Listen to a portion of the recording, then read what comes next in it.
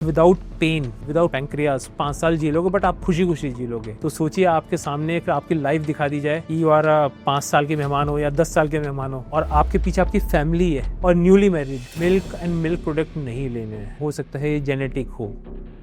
तो मैंने अपनी फैमिली में अपने ताऊ जी से एंड ऑल सबसे बातचीत भी करी, but I am the first one जिसे ऐसी डिजीज़ डायग्नोस्ड हुई। Demise ratio is somewhere around 1:3। Doctor not assured me कि स्टंट डलवाने के बाद भी आपको प्रॉपर 100% रिलीफ आएगा या नहीं आएगा। कि हम लिटरली मतलब फेड अप। 5 साल में आप 5 बार हॉस्पिटलाइज हो जाओ, your work is also impacted. Foods भी आप ले रहे हो, आप प्रोटीन भी ले रहे हो, आप कार्बोहाइड्रेट्स भी ले रहे हो। व्यू टूवर्ड्स आयुर्वेदा चेंज भी हुआ है कि आयुर्वेद, अगर एलोपैथी में कोई आराम नहीं आ रहा है तो शायद आयुर्वेदा में मिल जाएगा। क्या मुझे लाइफ टाइम मेडिसिन खानी पड़ेंगी? तब टाइम टू टाइम मैं शिखा से कंसल्ट करता था, तो Shikha give me the confidence. आज भी पड़ाव में मेरी from the beginning of 2015 to till date सारा रिकॉर्ड मेंटेन होता है इन अ प्रॉपर मैनर।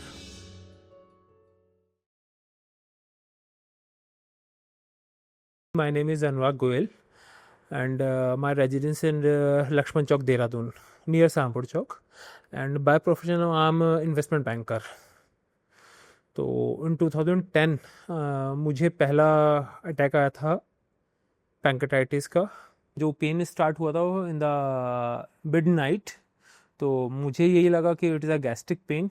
तो मैंने मॉर्निंग में जब थोड़ा टाइम निकला, इट्स ऑलमोस्ट मॉर्निंग में 4-5 बजे, हॉस्पिटल में मैं जाके मैंने ट्रीटमेंट लिया फॉर अ गैस्ट्रेटिक पेन। बट वो मेडिसिन या ट्रीटमेंट लेने के बाद मुझे आराम नहीं आया। तो डॉक्टर ने उसके बाद मुझे रिकमेंडेड नहीं कि आप अल्ट्रासाउंड कराइए।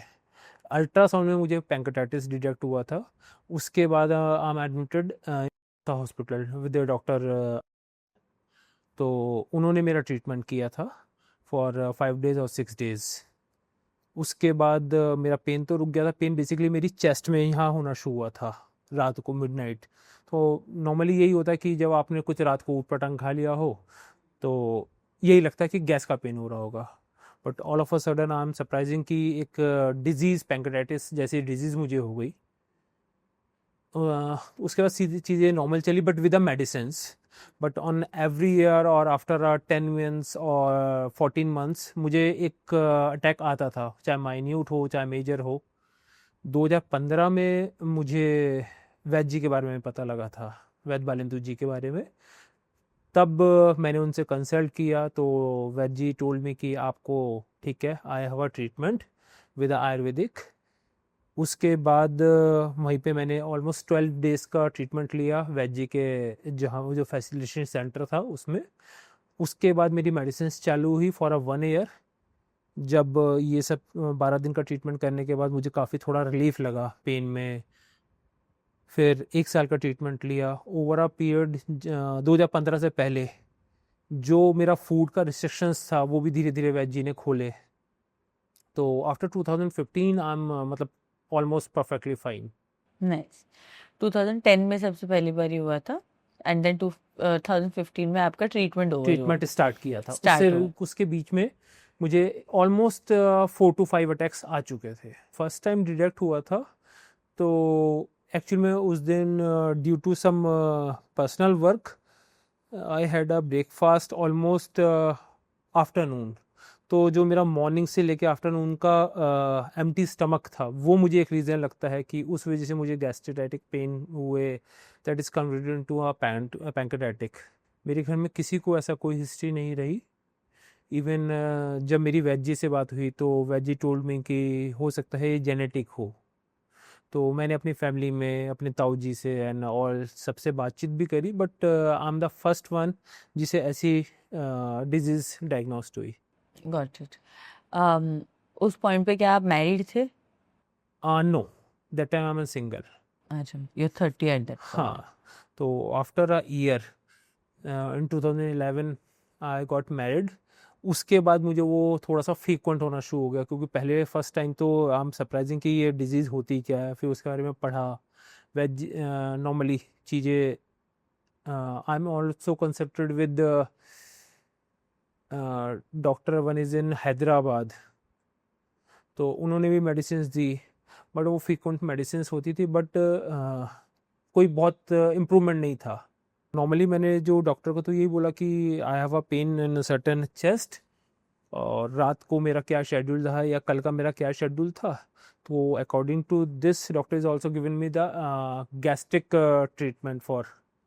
तो जब वो पेन कंट्रोल में नहीं हुआ आफ्टर ऑलमोस्ट 1.5 और 2 hours, then doctor suggest me कि आप अल्ट्रासाउंड करा के देखिए कि क्या है हो सकता है। उस अल्ट्रासाउंड में क्रॉनिक एक्यूट पैंक्रेटाइटिस आया है। ये एक्यूट पैंक्रेटाइटिस मुझे डिटेक्ट हुआ तो पेन तो मेरी चेस्ट में था ही, क्योंकि मुझे पेन में कोई भी रिलीफ नहीं था। तो जब डॉक्टर से मैंने कंसल्ट किया तो ही टोल्ड कि इट इज़ एक्यूट पैंक्रेटाइटिस। तो one is my known doctor, उनसे मेरी बातचीत हुई तो ही सजेस्टेड टू मी कि आप डॉक्टर हॉस्पिटल में दिखाइए, and he is best gastro, तो वहाँ पे आपको आराम आ सकता है। तो मैंने फिर उनसे बात करने के बाद डॉक्टर साहब से मिला। देन डॉक्टर साहब ने पूरी रिपोर्ट देख के, जो आस्था हॉस्पिटल के थे, रिपोर्ट देख के ही सजेस्ट में कि आपको एडमिट होना पड़ेगा, और ऐसे ऐसे है, और ये डाउन द लाइन आपका ट्रीटमेंट चलेगा फॉर नेक्स्ट 5 ईयर्स और 5 डेज और 6 डेज। तो उसके बाद आपको रिलीफ आ जाएगा, और वो हुआ भी वही कि मुझे पेन में रिलीफ आने में इट्स ऑलमोस्ट डे और 2। वहाँ पर मतलब हॉस्पिटल्स में पेन मैनेजमेंट के लिए एग्जैक्टली क्या आपकी मेडिसिन होती थी या प्रोसेस क्या होता था? बेसिकली उसमें सबसे पहले तो उन्होंने पेन किलर्स प्लस एंटीबायोटिक्स, इससे ट्रीटमेंट स्टार्ट किया था। एंड नहीं, मेडिसिन का नाम तो मुझे याद नहीं है, बट हाँ, and during the process is कि इनिशियल 3 और 4 डेज जो I am only on fluid, मुंह से मुझे कुछ भी ओरल नहीं दे रहे थे खाने के लिए। ये एक उनका ट्रीटमेंट का रहा, और ये एवरी टाइम जब भी मैं एडमिट होता था तो यही रहता था उनका फ्रॉम द स्टार्टिंग में 3 और 4 डेज, कि आपको ऑन खाली मेडिसिन पे डिपेंड रहना पड़ता था। मुंह से खाने के, इवन पीने के लिए पानी भी नहीं होता था। मतलब डॉक्टर्स का मानना ये होता था कि अगर मैं पानी पीऊँगा तो वो पैंक्रेटाइटिस पे जाके और प्रेशर बिल्ड करेगा। हाँ, तो क्या ओरल बाय नील जो बोलते हैं वैसे वाला था? हाँ जी। मतलब देयर वाज नो, आपको सिर्फ ड्रिप लगता था? हाँ, ड्रिप लगता था, और ड्रिप में ही मेडिसिन जाती थी। आफ्टर 3 डेज 4 डेज जब पेन सेटल्ड हो जाता था, उसके बाद वो step by step, starting with the liquid, फिर बिल्कुल लाइट फूड काइंड ऑफ खिचड़ी, उससे स्टार्ट करते थे। हम्म। ये रहता था। ठीक है। मतलब आपको पेन हुआ, ये एक सिम्टम था, इसके अलावा कोई और सिम्टम आप फेस करते थे जब भी अटैक आता था? नो, ओनली पेन ही रहता था। जैसे स्टूल्स या फिर मतलब स्टूल्स में हाँ, बेसिकली इनिशियल क्या होता था कि जब मुझे लगता था थोड़ा सा कि एक तो मेरा स्टमक हैवी होने लगता था from the 2 to 3 days before. तो मतलब दैट्स जब मुझे स्टमक मेरा थोड़ा हैवी हो रहा है, अनकंफर्टेबल फील हो रहा है, तो वैसे ही मैं अपने डे शेड्यूल को और सुधारने की साइड पे ले जाता था। बट तब तक ये होता था कि वो मतलब इट्स नियर टू हॉस्पिटलाइजेशन की साइड पे चला जाता था। काम पे तो दिमाग लगता ही नहीं था, क्योंकि आज अगर मैं सुबह, मुझे मालूम है डॉक्टर ने मेरी डाइट रिस्ट्रिक्टेड कर दी है, आपने ये खाना है, आपने ये नहीं खाना, तो एक माइंड में वैसे ही आप हिंड्रेंस क्रिएट हो जाती है कि मुझे इस चीज़ से दूरी बनानी है, बट नॉर्मल एक आदमी खा रहा है, मैं नहीं खा पा रहा हूँ, तो एक हिंड्रेंस वैसी रहती है माइंड में। फिर थोड़ा सा बुरा भी लगता है। फिर सेकंड थिंग, जब थोड़ा बहुत भी आपने हल्का फुल्का कहीं भी आपका एज पर द डॉक्टर 19-20 आपने परहेज इधर उधर कर लिया, तो आपके स्टमक में थोड़ी हैवीनेस फील होनी शुरू हो गई, या बॉडी में डिस्कम्फर्ट होना शुरू कर दिया। तो एक ऑनेस्टली रात को सोते हुए मुझे एक पैनिक होना शुरू हो गया था कि कल मैं अगर मेरी नींद खुलेगी तो घर में खुलने वाली है या हॉस्पिटल में खुलने वाली है। मतलब जिसे कहता है कि मैं डिप्रेशन कह लीजिए, या एक अलग पैनिक में चला गया था। वो मेरी लाइफ में एक जिसे कहते हैं ना mental trauma. I can understand. और बिल्कुल आपकी शादी भी नहीं हुई थी फर्स्ट टाइम जब हुआ हाँ, था? फर्स्ट टाइम मेरी शादी नहीं हुई थी। तो सेकंड टाइम अटैक वही है जैसे आप बात करो शादी, तो first time attack is in September 2010। मई 2011 में मेरी मैरिज थी, और मुझे सेकंड अटैक जून 2011 में ही आ गया था, क्योंकि डेफिनेटली मैरिज है, मैरिज में 10 चीज़ें खाई भी जाती हैं, स्ट्रेस पूरा होता है। स्ट्रेस भी होता है, फिर आप उस तरीके से परहेज भी नहीं कर सकते, क्योंकि as per the allopathic doctor उनका कहना था कि आपने मिल्क एंड मिल्क प्रोडक्ट नहीं लेने हैं, और नॉर्मली अगर चाय भी पीनी है तो चाय में भी मिल्क है, तो वो सब चीज़ें अवॉइड नहीं कर सकते आप ड्यूरिंग द फंक्शन। जून में सेकेंड अटैक आया, तो उसके बाद में मैंने पढ़ना शुरू करा कि हाउ इज़ पैंक्रेटाइटिस, क्या उसका आपकी बॉडी पे इम्पैक्ट होता है, इज इन पॉजिटिव मैनर और इज इन नेगेटिव मैनर। तो उसके बारे में पता लगा कि is demise ratio is somewhere around 1:3। तो वो एक मन में और पैनिक क्रिएट होता है। तो खैर लाइफ चल रही थी उसके साथ, but not in a smooth manner, और डेफिनेटली आपकी work life is also impacted, क्योंकि आज सुबह मैं सो के उठ रहा हूँ और I am not feeling well, तो ऑफिस जाने का मेरा मन नहीं करेगा, बट ऑफिस से मैं कितनी छुट्टियाँ ले सकता हूँ। अल्टीमेटली मुझे अपने इन्वेस्टर्स को हैंडल करना है। 2013 I remember, I am research and I am consulted with doctor Hyderabad, उनके पीए से मेरी बात हुई, तो ही टोल्ड मी कि आप अपने पूरे केस हिस्ट्री मुझे भेजिए। तो वो मैंने उन्हें भेजा, तो उसके बाद ही टोल्ड मी कि आप जो मेडिसिन ले रहे हो इट्स ओके, इससे ज़्यादा कोई ट्रीटमेंट है नहीं। एंड जब वो रेगुलर मैं पढ़ना शुरू करा, न्यूज़ आनी शुरू हुई, मतलब जो मैं देखता था कि जैसे मैंने एक आपसे रेशो शेयर किया, 1:3 डिमाइज रेशो, तो वो एक बहुत बड़ा नेगेटिव सेटबैक था मेरे लिए कि 3 में से एक बंदे की डेथ हो जाती है। तो क्योंकि I am also suffering from the pancreatitis, तो क्या वो मैं हो सकता हूँ? एंड दैट टाइम इज एक बंदे की मेरे को न्यूज़ भी सुनने में मिली थी, वन इज माई फ्रेंडशिप, उसकी भी पैंक्रेटाइटिस से डेथ हो गई थी। तो that time I am very much worried और पैनिक, मतलब जैसे कहते हैं ना, आप मेंटल ट्रॉमा के साइड जाने लगते हो, डिप्रेशन की साइड पे, कि आपकी लाइफ कितनी बची है। एंड तब one is doctor he told me कि आप एक काम करिए, अपना पैंक्रियाज रिमूव करा दीजिए। तो कि अगर आप नॉर्मल लाइफ में विद अ पैंक्रियाज 10 साल जीने वाले हो विद अ पेन, तो आप विदाउट पेन विदाउट पैंक्रियाज 5 साल जी लोगे, बट आप खुशी खुशी जी लोगे। तो सोचिए आपके सामने एक आपकी लाइफ दिखा दी जाए कि यू आर 5 साल के मेहमान हो या 10 साल के मेहमान हो, तो वो, और आपके पीछे आपकी फैमिली है और न्यूली मैरिड, तो that is a very bad experience, और वेरी, मतलब वो बयान नहीं कर सकते चीज़ें।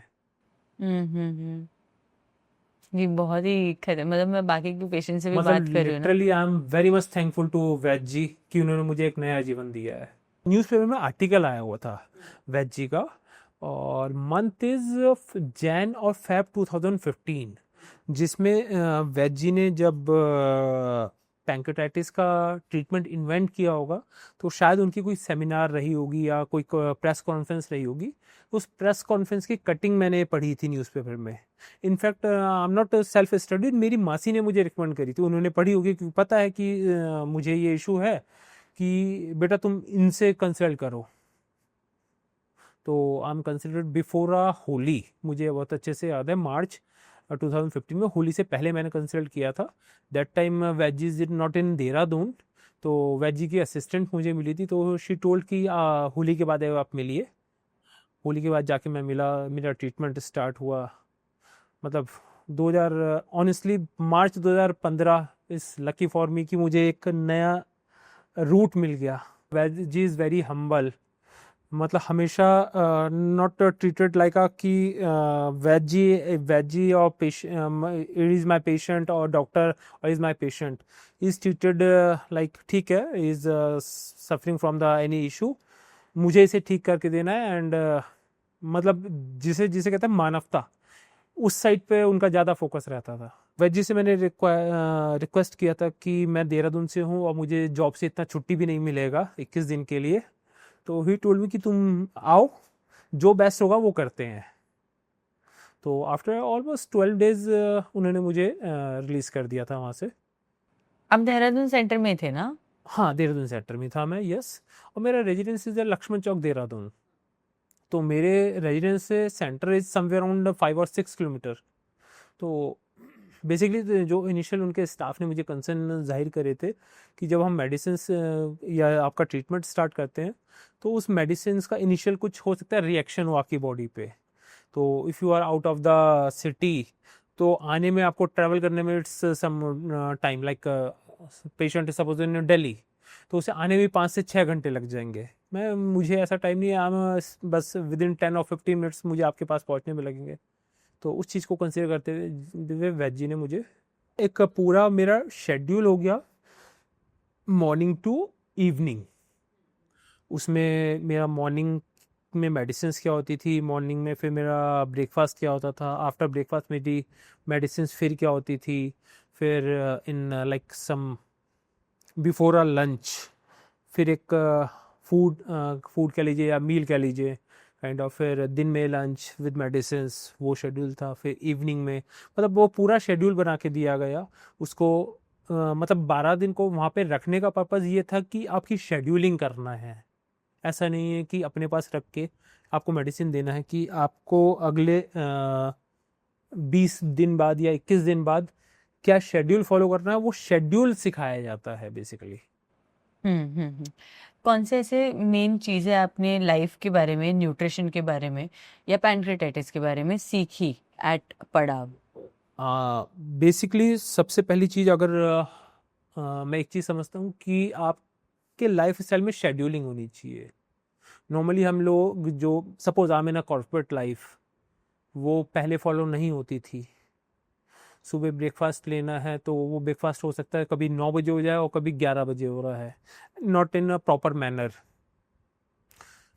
अब मुझे सुबह अगर ब्रेकफास्ट में लेना है तो न्यूट्रिशन के द्वारा या वेजी के द्वारा जो भी बताया कि ये आपने फूड लेना है, इससे बाहर जाके नहीं लेना। फिर आपको 5 times in a day meal लेना है, जबकि नॉर्मली हम दिन में 3 बार ही मील लेते हैं। लेट नाइट ईटिंग नहीं करनी। तो ये सब चीज़ें रहती थी। मतलब इट्स कंप्लीट डे शेड्यूलिंग कि कितने बजे आपने सुबह उठना है और कितने बजे दिन रात को सोना है, और बीच में क्या क्या किस किस टाइम पे लेना है।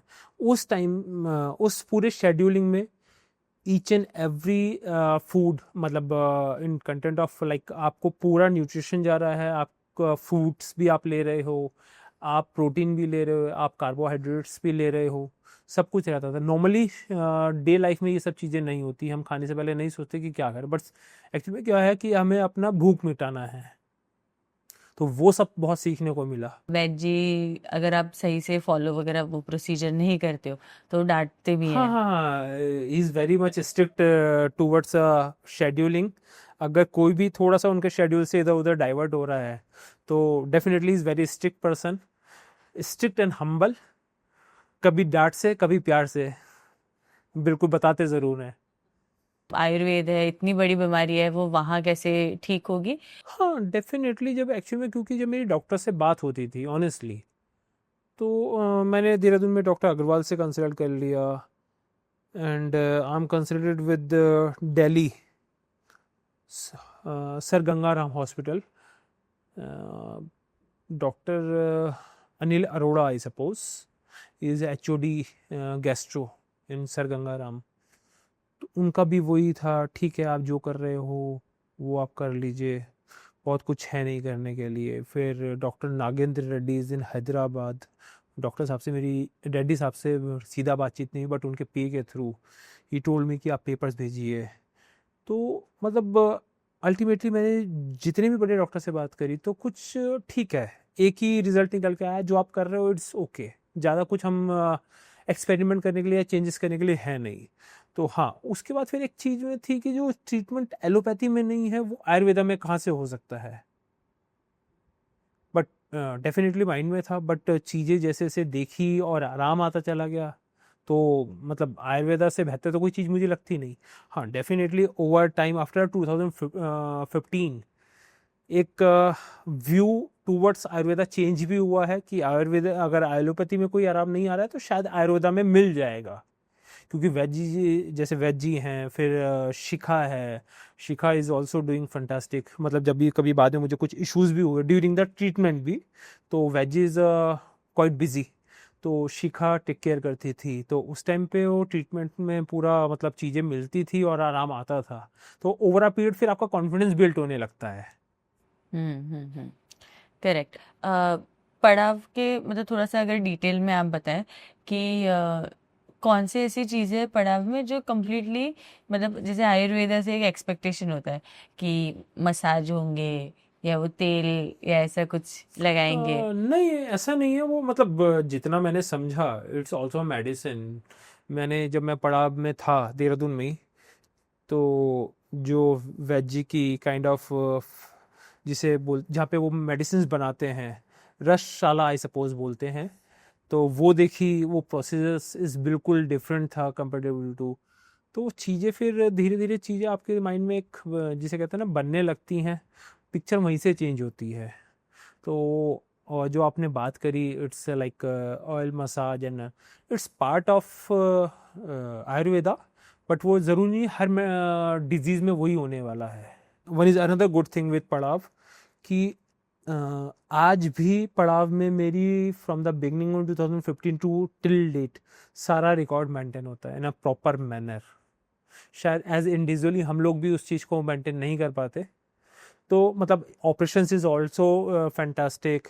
जो स्टाफ है या जो उनके फ्रंट एम्प्लॉयज़ हैं, they are all are very humble, मतलब every time they are on a supporting mode. Do you have kids मतलब हैव यू? हाँ, I have one daughter. She is 11 years old. Started with the treatment with the veg, तब तक मेरे baby हो चुका था मेरी डॉटर।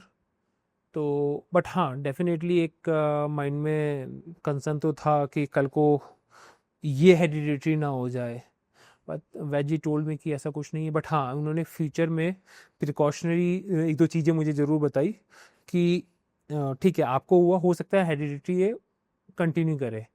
तो एक वेजी टोल्ड मी कि आप सेंधा नमक खाना शुरू करो, क्योंकि एक्चुअल में सेंधा नमक is the highest source of the minerals. तो ये जो पैंक्रेटाइटिस होता है वो शॉर्टेज ऑफ द मिनरल्स, तो जब बॉडी में आपके मिनरल्स पूरे रहेंगे तो किसी को भी इन फ्यूचर परेशान नहीं करेगा। तो वो एक और आज तक भी हम लोग सेंधा नमक ही खाते आ रहे हैं। तो बेसिकली क्या पैनक्रेटाइटिस के साथ फैमिली मैनेज करना ये पॉसिबल है? हाँ, डेफिनेटली, क्योंकि जब आप you are inter mental trauma, तो फिर आप क्या चीज़, क्योंकि आपका कहीं किसी से बात करने का मन नहीं होता, you are in like irritation mode. काम आप कैसे करोगे, काम हैम्पर हो रहा होता है, लाइफ हैम्पर हो रही होती है, क्योंकि और डेफिनेटली इन बॉडी को कंफर्ट तो है ही नहीं। कभी कहीं पेन फील होता है, कभी कहीं पेन फील होता है, फिर अनदर थिंग इज़ कि अच्छा मैं ये खा सकता हूँ या नहीं खा सकता। तो वो मतलब डे ऑन डे लाइफ आपकी रिफ्लेक्ट होने लगती हैं चीज़ें। इनिशियल क्या रहता था, थोड़ा सा माइंड में पैनिक तो बना रहता था कि मैं मेडिसिन ले तो रहा हूँ, ठीक है, डेफिनेटली आराम आ भी रहा है, बट क्या मुझे लाइफ टाइम मेडिसिन खानी पड़ेंगी? तब टाइम टू टाइम मैं शिखा से कंसल्ट करता था, तो Shikha give me the confidence कि नहीं, आपको 1 साल बाद बंद कर देंगे हम मेडिसिन। इवन हाँ, one is another incident after 1.5 year, तो मैंने मेडिसिन कंटिन्यू करने के लिए बोला शिखा को। शिखा टोल में कि अभी आप बंद कर दीजिए। तो मेरे दिमाग में माइंड एक पैनिक था कि अगर आज मैंने मेडिसिन बंद करी, फिर मुझे कल से शायद वो चीज़ें ना स्टार्ट हो जाए जो मैं पहले फेस कर रहा था स्टार्टिंग विद द ट्रीटमेंट। तो कॉन्फिडेंस देके शिखा टोल में कि आप बंद करिए, कुछ नहीं होने वाला है। तो कहने पे बंद करा, फिर थोड़ा बहुत 1-2 महीने तो पैनिक रहा, बट जब चीज़ें लाइफ में स्मूथ होती चलेगी तो डेफिनेटली वो फिर इट्स अ डिफरेंट। कि is there life beyond pancreatitis, कि is there hope beyond pancreatitis, इसके बारे में? हाँ, डेफिनेटली पैंक्रेटाइटिस से ऊपर डेफिनेटली लाइफ है। आप एक सही ट्रीटमेंट चूज करिए, जीने के लिए बहुत कुछ है। पड़ाव, क्या पड़ाव के तरीके से जब आप जिए, मतलब अभी आप जी रहे हो, उसमें because of that has your life quality become better?